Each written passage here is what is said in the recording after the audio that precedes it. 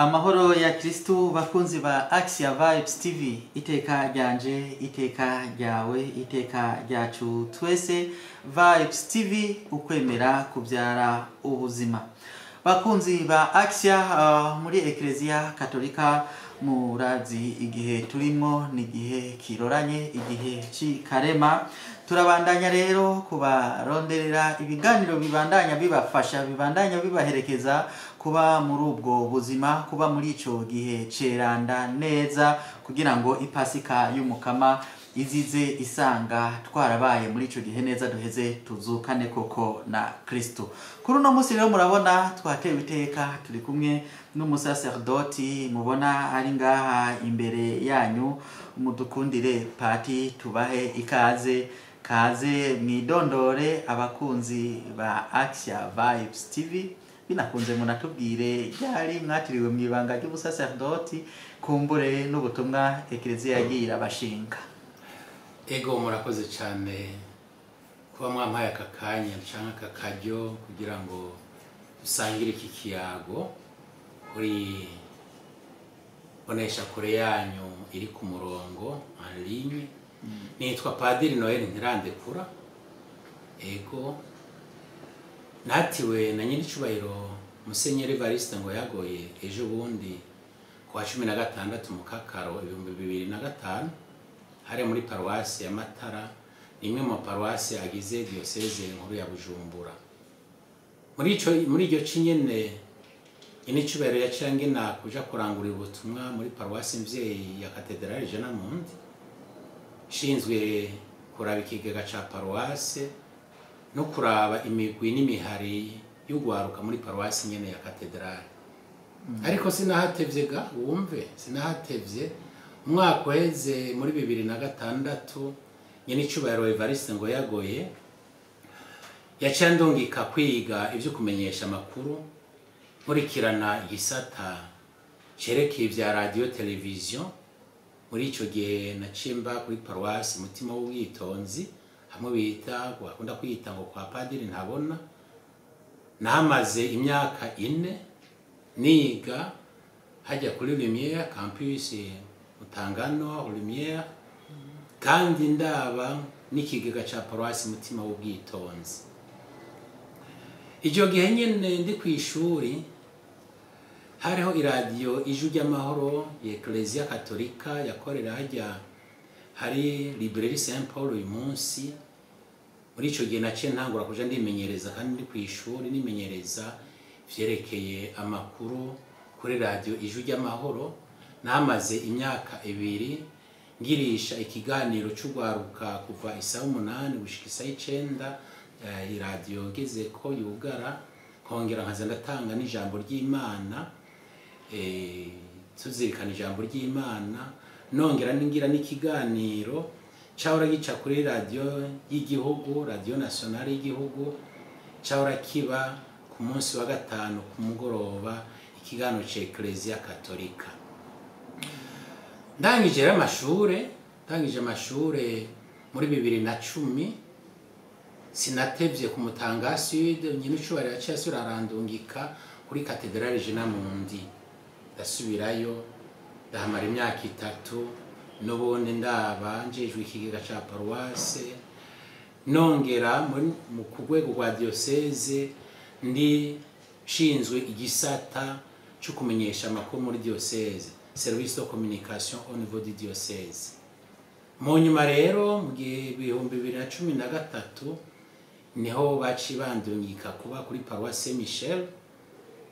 Namaze umwaka ndindiriye ubundi butumwa bwo ngaha muri ndongozi, kuko bari bavuze yuko watwara ico gihe kikinyamakuru ndongozi Burundi Mama Consilia Nduwimana bariko baramutegurira kuja kubandanya amashure mu gihugu c'Ubutaliyano. Nakimara rero umwaka wose ndi kuri paruwasi Saint Michel mfasha ubutumwa, nkuka imisa nigisha abavyeyi canke nivyo nigisha abavyeyi bariko bitegura kubatiriza abana, nongera mfasha imisore n'inkumi bitegura kubaka Rukristo. Kuva rero igihe itarike ya mbere ukwezi kw'icumi kwezi kw'icenda 2014 niho naronka ugweti canditse kete ingena kuba umuyobozi w'iki kinyamakuru ndongozi y'u Burundi hari mu mwaka wa 2014. Ariko ndamaze imyaka 11 ndi umuyobozi nkaba n'umumenyesha makuru w'iki kinyamakuru ndongozi y'u Burundi. Nkaba maze kandi imyaka 8 n'ivyo ndi muri iki kinyamakuru ndongozi y'u Burundi, ariko diocese yaciye inshinga n'ubundi butumwa afatanye no byo kurondera amakuru canko kwandika amakuru, ubutumwa bwo gufasha no kuraba abasaseredoti bageze mu zabukuru. Abasaseredoti bageze mu zabukuru ndi muri iyo nzu rero barimo Maison des Prêtres Âgés, ndahamaze imyaka 8.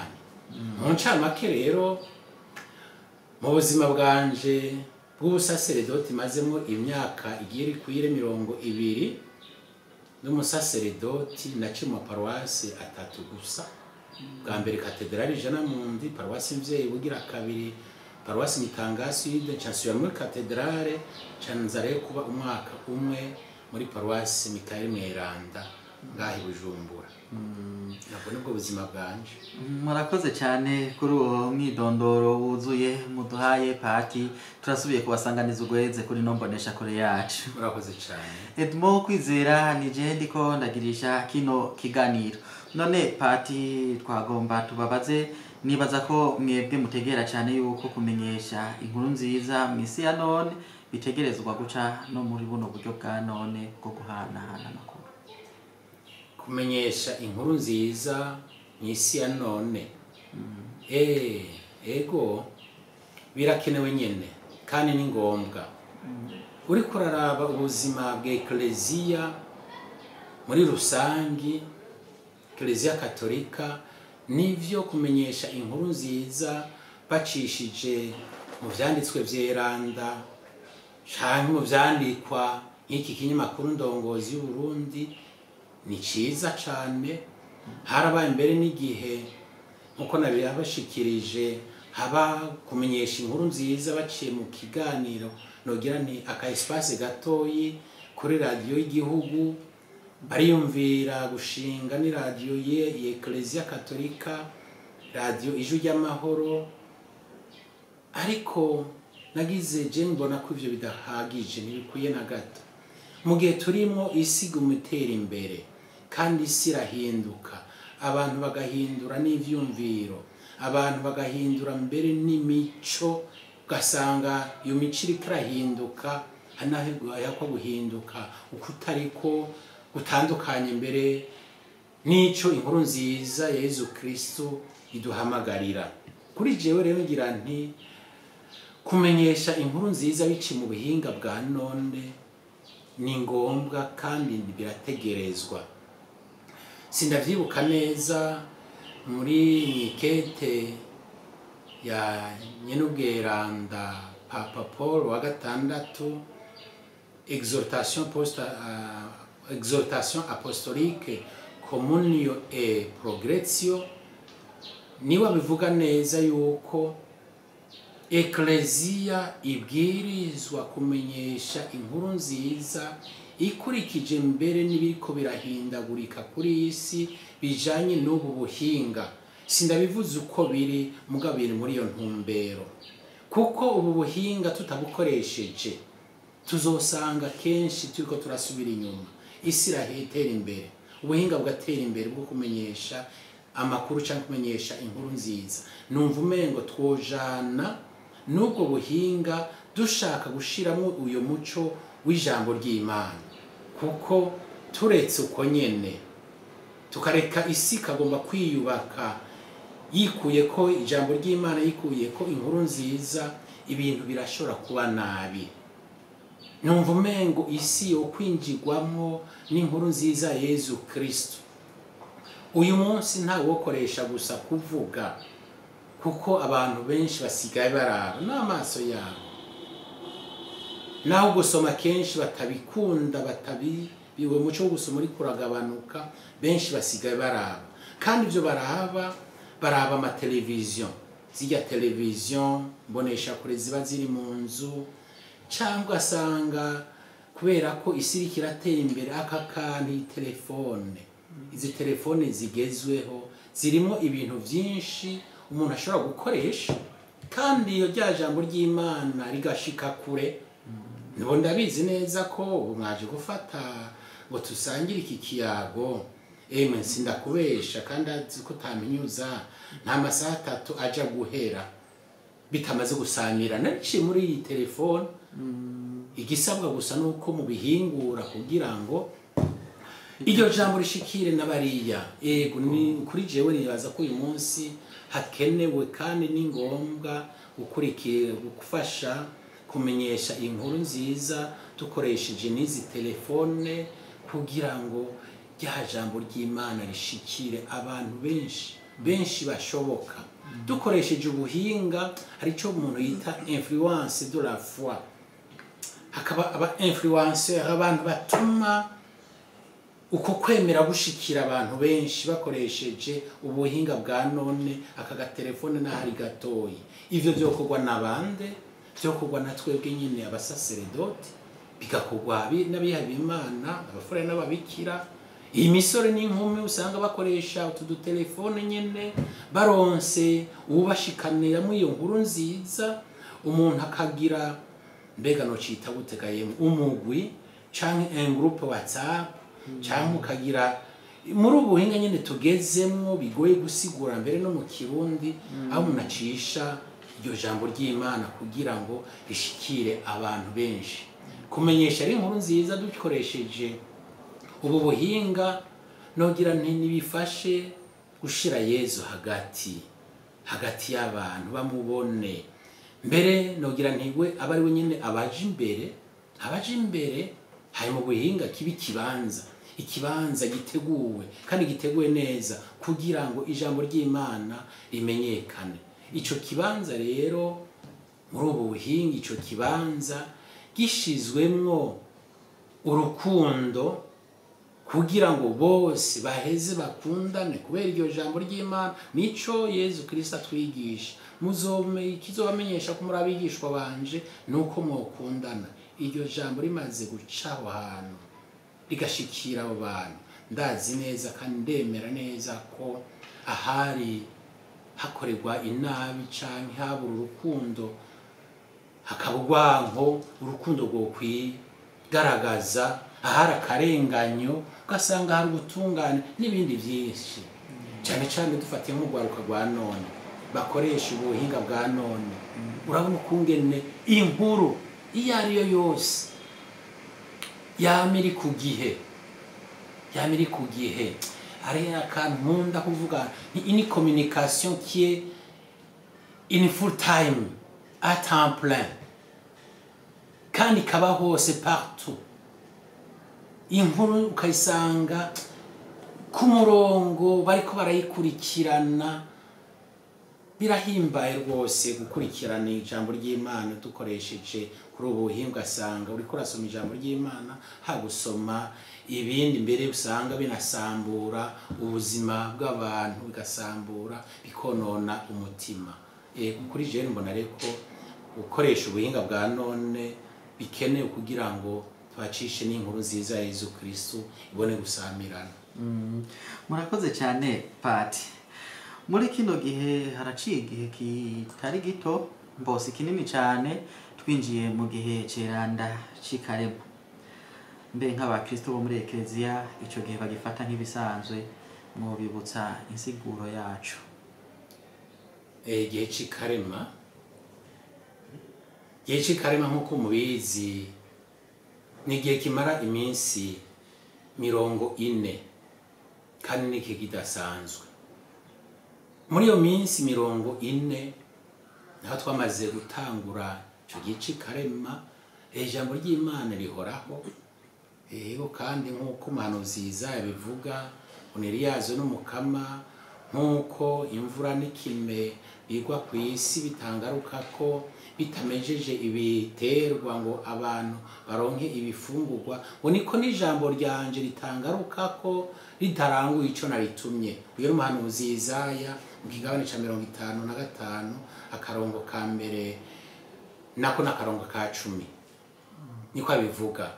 Ngira rero igihe c'ikarema naho twamaze kugitangura n'igihe kidutumirira kugira utwigoro kuruta uko twahora, akigoro mu gusenga, akigoro mu kwisonzesha, akigoro no gufasha abakene, n'amajambo atigera ahinduka, ariko kuri jembo n'umengo twohindura n'ingene tuyabamwo muri utwo twigoro. Yesu yabitubwiye mu nkuru nziza ya Matayo mu kagabane ca 6 nkuko twavyumvise kwa 3 w'iminyota, n'amajambo yagarutseko, n'amajambo Ecclesia yamigaruka ko kugira ngo iki gihe nitugipfishe ubusa.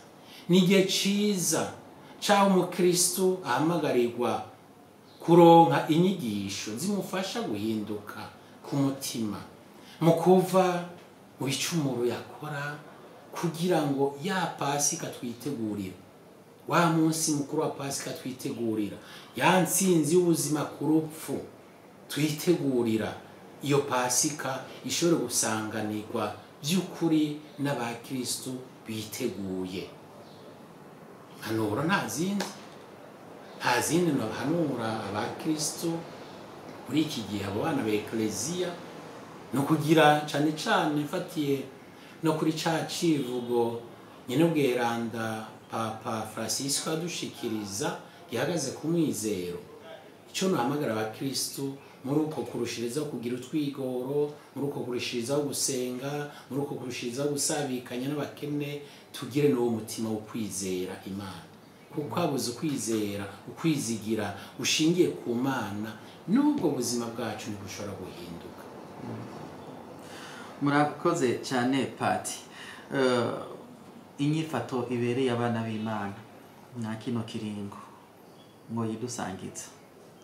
Inyifato ibereye abana b'Imana muri iki kiringo c'ikarema, nivyo nyine ariko ndavuga, ushingira ubuzima bwabo ku kwizera iyo Mana, kuko nibizera iyo Mana ishobora byose, nibi turimwo mbere ishobora kudutera ubwoba, tukabura umutima wo gusenga, ibi dusanga turimwo bidutera ubwoba bikaduhamura, tukabura n'uwo mutima nogira n'urukundo gwigurira abandi, birashobora guhera. Kuko mu bwuzure bushasha Paulo Mweranda niwe bitwibutsa aho yandikira abakristo Efezi, imbere yuko bahura na Yesu Kristo baraboneka ko batari bafise ukwizigira, ko batari bafise Imana muri bo. No kuvuga ko ukwizigira gutegerezwa gushingira ku Mana, gutegerezwa gushingira ku Mana. Paulo Mweranda arakabitegera neza, akadufasha no kubitegera. Ivyo yandikiye abakristo Efezi nivyo niyo munsi nogira nti agaruka kutwibutsa muri iyo ntumbero gufasha abo bana b'Imana kugira ngo bashobore kubandanya neza iki gihe c'ikarema twatanguye. Paulo yarazi neza ko hari bigirwamana byinshi n'amadini basengamo byinshi mu gihe c'abanyefezi, muri iryo kete yabandikiye. Ivyo bigirwamana bikaba vyerekana ko ataco vyari bishoboye, kandi n'ubu ntaco bishoboye, kuko ntibitanga ukwizera. No kuvuga ko badafise Imana, ahatari Imana muri iyi si haguma umwijima, mbere nta nakazoza kariho. Paulo Mweranda aratubwira ati ntimwicwe n'intuntu nk'ababandi, abatubwira abaribo nk'ababandi badafise ukwizigira. Ni kete yandikiye Abanyatesalonika mu kigabane ca mbere ntihenze, na kumwikete rya mbere ikigabane ca 4 umurongo wa 13.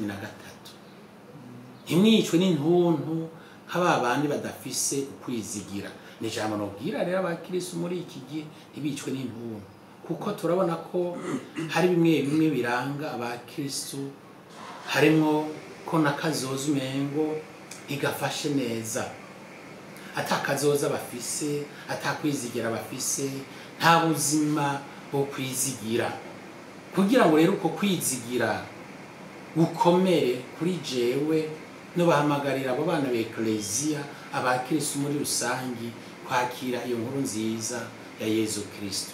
Muri iki gihe cikarema hari amafungo ariko barigishwa, amaparuwasi yarateguye inyigisho ziberekeye kandi zihagaze kuri uko kwizigira. No batumirira rero kuzitabira kuko tutakira iyo nkuru nziza ya Yezu Kristo ubuzima bwacu ntibushobora guhinduka.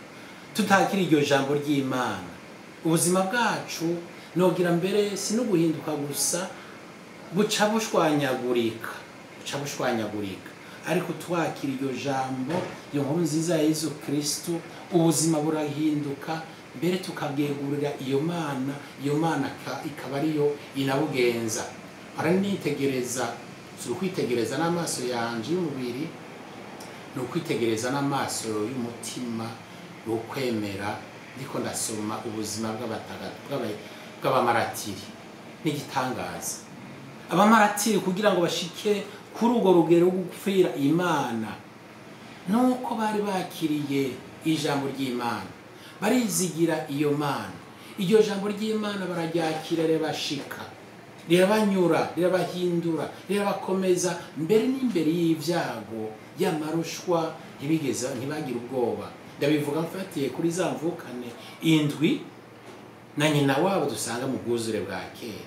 Ijambo ry'Imana bariko barabatoteza, babicira n'abuzima ngo babateshe ubwo buzima bwamaze kunyurwa n'ijambo ry'Imana. Bagira ati twopfuma dupfa hako duhemuka kwitegeko ry'Imana, kwibwirizwa ry'Imana. Nyina wabo akabahimiriza ati bananje ntimugahemuke, mwibuke ko nabibungenze amezi 9, kandi si kubibungenga gusa, yaciye bareresha n'iryo jambo ry'Imana ryari ryaramunyuze. Nico gituma bari kumwe bashigikirana. Nanza akaborero kabo bamaratiri piego kera, ariko n'ubu umuntu aravye neza kugira ngo dukomere muri iki gihe cikarema, ego urabona ko n'ijambo ry'Imana turyakiriye tukariha agaciro. Iryo jambo ry'Imana riraturema abantu bashasha, abantu bazima, abantu bitanga bihereza iyo Mana. Kandi iryo jambo ry'Imana rero ndabivuge ndabisubire, niryo ridutuma tutegera, tukabona, tukarengana ibiduhanamiye cyangwa bihanamiye uko kwizera, uko kwemera. Navuze nti iryo jambo ry'Imana riradutuma dutegera, tukabona, tukarengana ivyo bidutuma canke bituma kwemera kwacu guhungabana. Ivyo navyo si bindi n'amagorwa y'ubwoko bwose.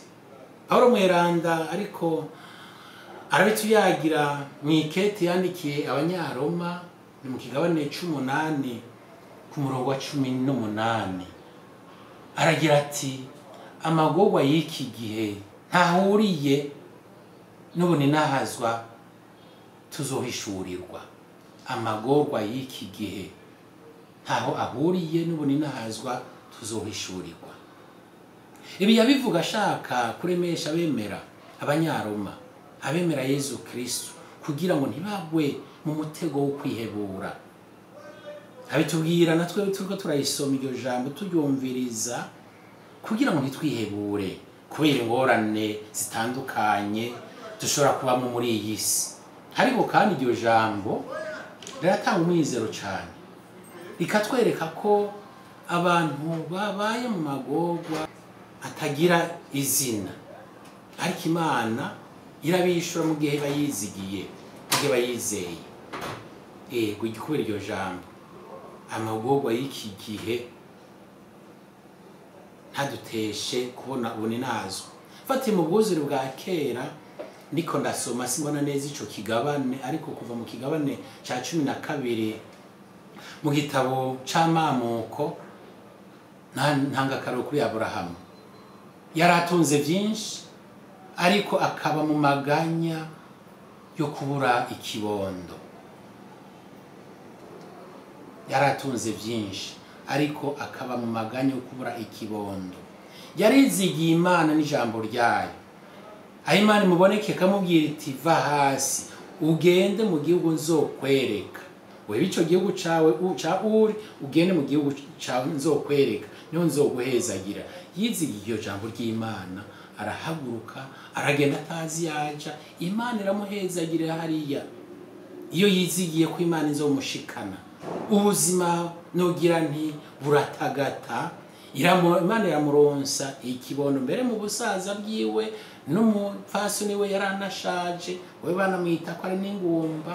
Imana kubera ko bagumye bayizigira, irabaha kurondoka, irabaha abana buzukuru n'abuzukuruza, gushika n'uwo munsi tukamwita intungane y'Imana, kuko ari we se wa canke sekuru abemera bose. Notanga n'akandi karoro ko Kayobu yarizigiye Imana ariko yarabuze byose, aguma yizigira Imana. Arabura ibibondo, arabura abagenzi bakamuryagagura, arabura ibitungwa, byose biramuherako, mugabo arizigira Imana gushika nagira ati navuye mu nda ya mama ataco mfise, nzosubirayo ataco mfise. Iryo ni ijambo ry'umwizero. Navuze mu bwuzure bwa kera, woja mu bwuzure bushasha mu gihe ca Yezu bwiwe nyene, fatiye ku magorwa, nta magorwa atabonye, mugabo umwana w'umuntu yarizigira Imana gushika nayambaza ati dawe ushatse yikarisi yumvako, mugabo ntibe kugushaka kwanje, ntibe kugushaka kwanje. Imana iramutambutsa ayo magorwa, nk'umwana w'Imana aratsinda, aratwereka natwe ingene twotsinda ivyo biduhanamiye muri iyi si ya none. Mu gihe ca none rero ngira nti iyo turavye hirya nino aho tubaye, tukaraba canke tukumviriza ibivugwa, haba mu bimenyesha amakuru, mu maradiyo, mu vyandikwa, byinshi biratera amagorwa, bigatera n'ubwoba abana b'abantu, abana b'Ekleziya. Mushatse ko ndabidondagura ibintu byinshi twokwirirwa ngaha canke ngira ngo mbaye rya jambo ry'Imana ico cuma canyu cava cuzura, ariko reka nje kuri bikeyi. Intambara mu bihugu byinshi n'inkurizikizi zayo birateye amarushwa, amagorwa abantu ba none. Abantu baricwa ku bwinshi, ibidukikije birahahonera. Muri yo ntambara amatungo arasahurwa, abantu ibihumbi n'ibihumbi bakangazwa, impunzi zikabura icepfo ca ruguru. Izo ni inkurikizi mbi z'intambara ziri mu bihugu, ubugizi bwa nabi n'ayandi mabi bikimonogoza. Aho rero mengo ni ibintu biri hejuru, ubukene butagira izina bugatera abantu. Ukubura ivyankenerwa mu buzima bwa minsi yose, ariko mvuze kubura ivyankenerwa mu buzima bwa minsi yose, nibaza ko muriko ndakubwira ko wewe uca uvyumva ivyankenerwa mu buzima bwa minsi yose. Uyu munsi ugasanga nta gitoro kihari, uyu munsi nta gasukari kahari, uyu munsi ibiciro kw'isoko bikaduga ku mwanya kubera ukubura ivyankenerwa. Nagenda muri rwagwaruka rwacu muri iki gihe ca none, baraheza amashure bakamara imyaka n'iyindi batararonka ico akazi bakora, amapfa rero akaca batera mu kibano, ubutungane budatunganiriza bose, bigatuma ako karenganyo kaka indaro mu bantu canke mu gihugu. Indwara zidakira zivyaduka, nk'ubu murabona intambara iri ngaho hakurya mu gihugu ca Kongo yaratumye impunzi ziba nyinshi. Aha mu Burundi uhereye hariya mu Cibitoke ca Rugombo, aha Igihanga, aha mu gatumba, none amatwa nsumira korera yamaze gutera mu mpunzi, abana batanguye kurwara korera. Izo ni ingaruka mbi z'intambara. Ibibazo bitandukanye mu ngo, ingo zisambuka maze abana bakabura ayo bacira nayo bamira, ingo zigasambuka. Igihe ca none turimo, abubatse bamaze imyaka n'iyindi batararonka ibibondo, ukagira umwiheburo udasanzwe, ikizoba kiza no kwakira rya jambo ry'Imana bakagishimikiza. Uko nako ndabivuga, bakigira kuri Ibrahimu na Sara, baramaze imyaka n'iyindi, mbere bari bashaje, muga kubera uko kwizigira Imana batigeze bakura umutima wabo ku Mana, Imana yarabaravyigiza. Muguzire bushasha aho urabona na wa musaseredoti Zakariya nawe nyene ngo yarakuze, ageze mu zabukuru ashaje, n'umukenyezi we Elizabeti, kubera kwizigira Imana, ngo mbere bari baranasavye, bari basenze, Imana irabumvira, irabaronsa Yohani Batista umucacuzi. Iwe wodondagura ibibangamiye mbere uko kwizigira ni byinshi bituma abantu bihebura, ngira nodondagura vyoba byinshi. Reka mbe nageza ngaho, ariko ko munsavye ngo tuyage uyu munsi muri iki gihe, mbere n'imvura yasubiye kugwa ku bwinshi, hari amasegenya n'imyuzurira y'amazi bihitana abantu benshi, bigahitana n'ivyabo byose. Ejo ubundi natembereye ngaho, ntembera fatira ibarabara, si ugutembera nangiye mu butumwa, mbere nangiye no kurondera amakuru. Nsanga ubwo ruzi rwa Karonki na Kirasi no nakatiye wasuye kuzura, ntimbega yemwe abantu bagira basubire kubona ayo babonye muri 2023, aho umusozi wasidagurika, bagira basubire babona ayo babonye ejo bundi muri 2024, aho umusozi waterana n'ubundi. Ntirugira byose nturatugira imbabazi. Ivyo byose rero ndondaguye burya birashikana mu mutima wa muntu, bikamutera ibikomere ku mutima kubera imvu zitandukanye. Izo ndwano nako ndavuga, guhemukirwa, kutakirwa canke ugukumirwa, ukurenganywa, ukumaramazwa, uguhebwa, ibicumuro bigoye dukora bigatuma umuntu canke abantu bagira ibikomere ku mutima, maze ugasanga batanguye guhamuka. Ryahamuka rivaho nyene. Ego reka mbe ndageza ngaho ngira ngo ivyo biramaze, sinoduga muri rusangi. Ibintu bitera amagorwa n'ivyo nyene bituma umuntu yihebura, ariko nogira ntibihebure, nibizigire Imana, bazobona ubuninazwa bw'Imana. Murakoze cyane ku ayo majambo meza adufasha kudukomeza mu kwizigira, cyane cyane aho umuntu usanga umenga yubahagaze ashikamye mu gihe atakiriko kiramuhungabanya, nayo ibihuhusi kw'isi bitabuze. Mu gusozera kino kiyago cacu pati, hari akajambo mwavuze ko turi mu gihe kidasanzwe, igihe cyo kwisubirako, igihe cyo kuvavanura n'igicumuro. Nkunze kubona rero abakristo mu kuvavanura n'ico gicumuro bafata ingingo yo guhurumbira n'isakramento ry'ikigongwe. Hari abako badukurikirana bashobora kwiyumvira bati, mbega bihora bishika abasaserdoti bagacumura? Iyo bishitseho ninde abahereza isakramento ry'ikigongwe? Ico kibazo ugaruka rwenshi rwama rukimbaza. Yego ngira ico ndakivuze ko, ariko imbere yuko ico ndagishikirije ko, baruvuze ngo abantu benshi muri iki gihe abakristo baca bahurumbira cane isakramento ry'ikigongwe. Reka ndabafashe ibituma nogira nti barihurumbira iryo sakramento. Ubwa mbere nuko botegera nkuko Yezu Kristo yabivuze mu nkuru nziza ya Yohani ikigabane ca 15:5, bagira ati ugumye muri jewe nanje nkamugumamwo niwe yama byinshi, kuko tutari kumwe atacu mwo kwishobotsa. tutari kumwe n'umukama twokora iki kindi.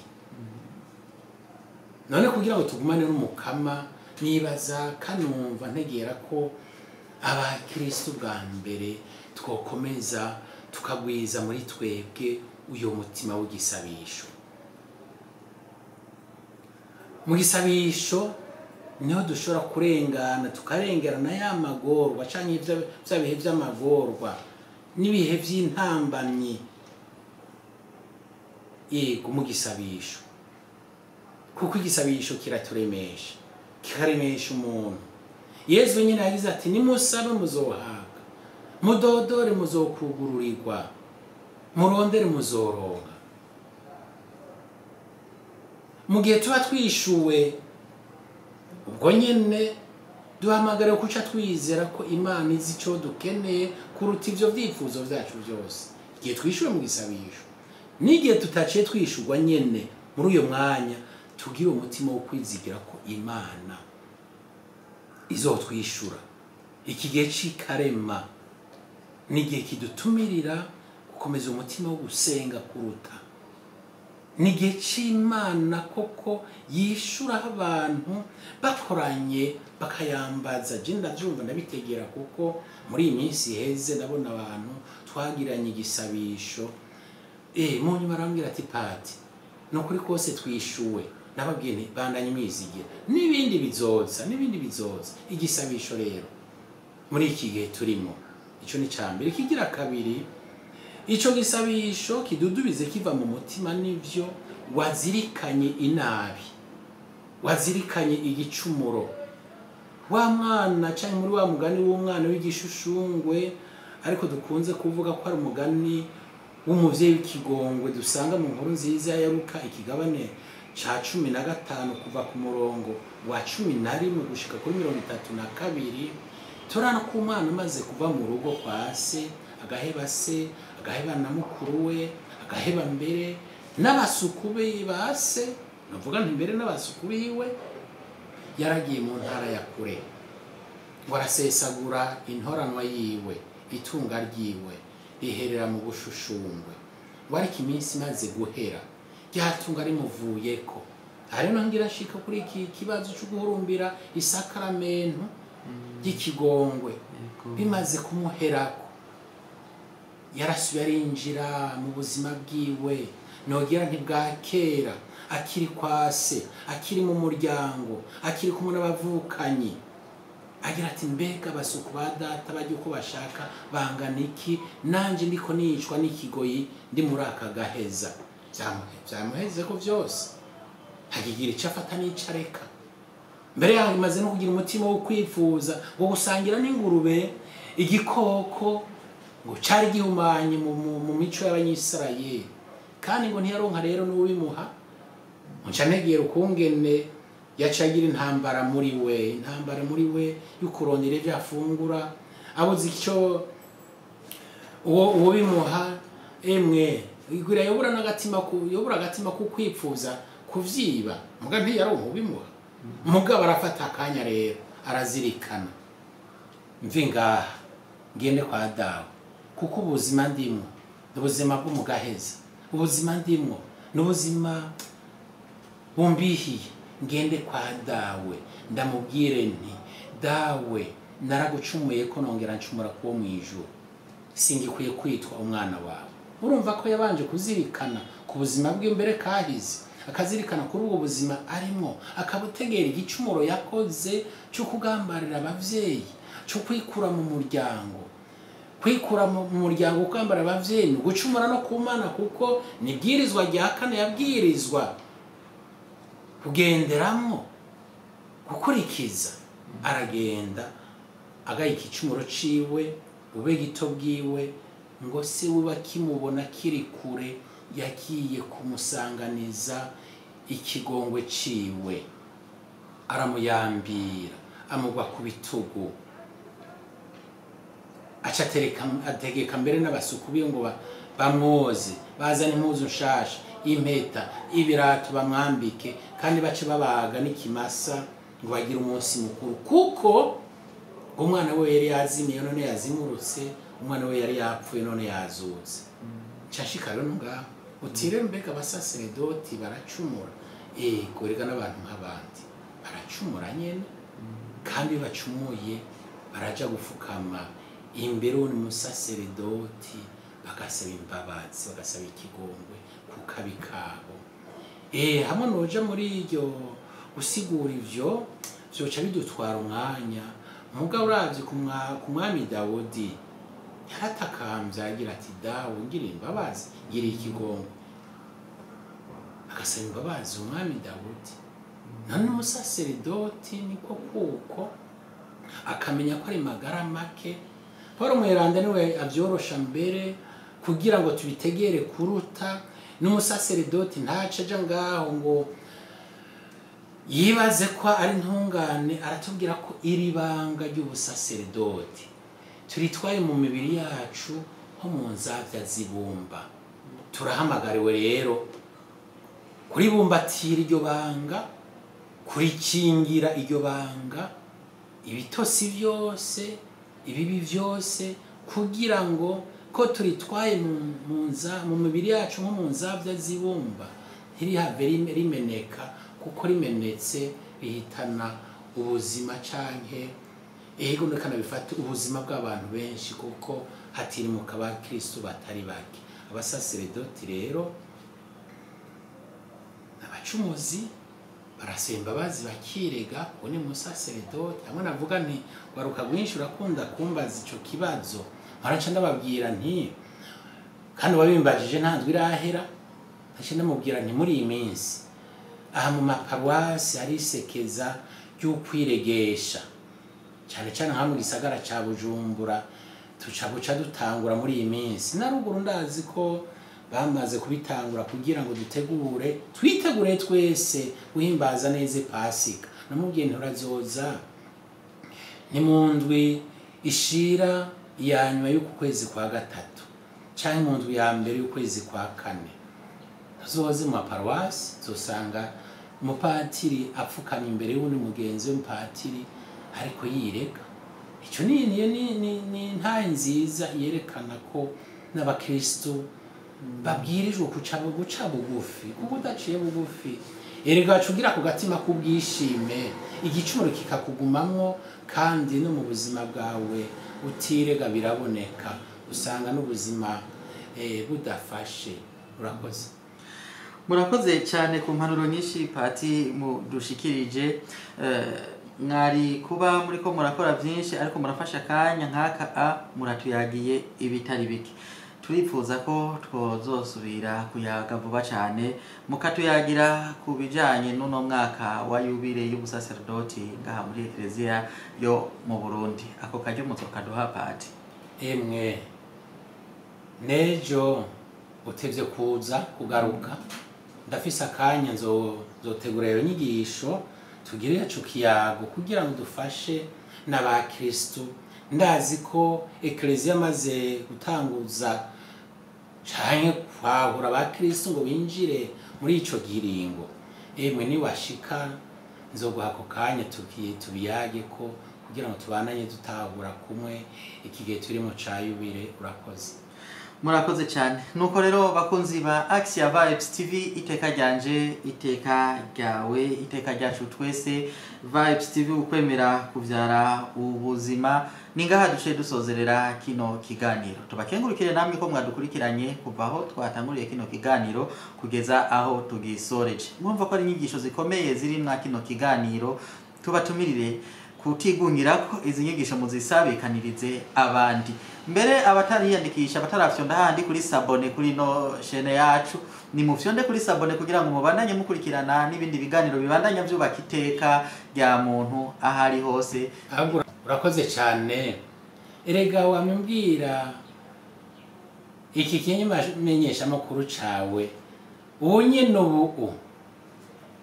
uja kuva ngamaje nanje kwiyandikisha muri ico ca sabone nabo zinyenda kivuga mu Kirundi niyandikishe kugira ngo nze ndakurikirana ibihakorerwa ngira ngo najeje nzoca ndagikurikirana canke nimwaheza kugitunganya ngira ngo ce nomira mbere n'abasaseredoti ariko nza kubatumirira nzobatumirira hanyuma mugarutse namaze kwinjiramo nanje maze kubona ivyo vyiza bica muri kinyamakuru canyu. Murakoze cyane. Murakoze cyane, turabikebanuye, giraho muba mwubahwe, gira iteka, bye bye.